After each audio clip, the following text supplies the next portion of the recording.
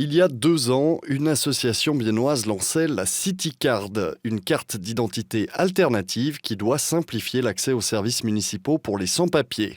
Ce passeport urbain leur permettrait par exemple de conclure un abonnement de téléphone, d'ouvrir un compte en banque ou d'inscrire leur enfant à la crèche, des actions aujourd'hui impossibles à entreprendre sans document d'identité.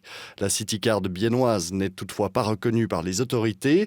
Un postulat déposé au Conseil de ville demande à l'exécutif d'examiner son introduction officielle, une urgence à Bienne selon les initiantes. Je crois qu'à Bienne, il y a beaucoup de sans-papiers parce qu'on a quand même une population assez élevée, des gens avec un background migratoire. Alors c'est clair qu'il y a forcément aussi des gens qui n'ont pas de papier ici à Bienne. Et maintenant encore plus, la situation avec le service de migration, ça a encore aggravé la situation parce que normalement, les gens qui ont le droit d'avoir un permis ont maintenant pas un permis parce qu'ils ont vraiment du retard avec les prolongation des permis B. La CityCard était au centre d'un podium de discussion ce samedi à la bibliothèque municipale. Et dans ce domaine, Bienne pourrait bien s'inspirer de Zurich, toute première ville en Suisse à avoir accepté en votation un crédit cadre pour l'introduction d'une CityCard pour toutes les habitantes et habitants de la ville. Actuellement, l'administration zurichoise travaille sur un concept qu'elle devra livrer en 2026. Es ist eine sehr herausfordernde Aufgabe, weil es hat noch niemand gemacht. C'est une tâche qui représente un vrai défi. Ça n'a jamais été fait auparavant. On doit tout clarifier de A à Z. C'est parfois un grand écart entre d'un côté les prestations pour les sans-papiers et de l'autre côté le fait que la carte ne fonctionne que si toute la population l'utilise.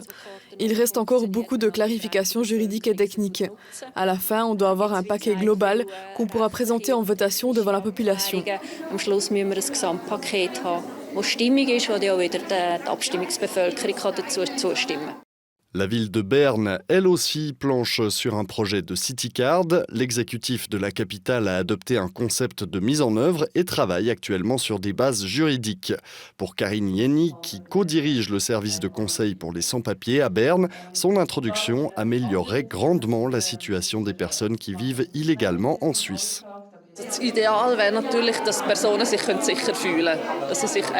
L'idéal serait que la personne se sente en sécurité, qu'elle n'ait plus peur de tout perdre du jour au lendemain, qu'elle se sente suffisamment en sécurité pour aller à la police si elle est victime d'un abus, qu'elle puisse signaler son patron ou sa patronne si elle ne reçoit pas son salaire, qu'il y ait une vraie sécurité. Bien sûr, on en est encore loin maintenant, mais avec des petits pas, c'est déjà bien si une personne peut contracter un abonnement de téléphone ou ouvrir un compte en banque.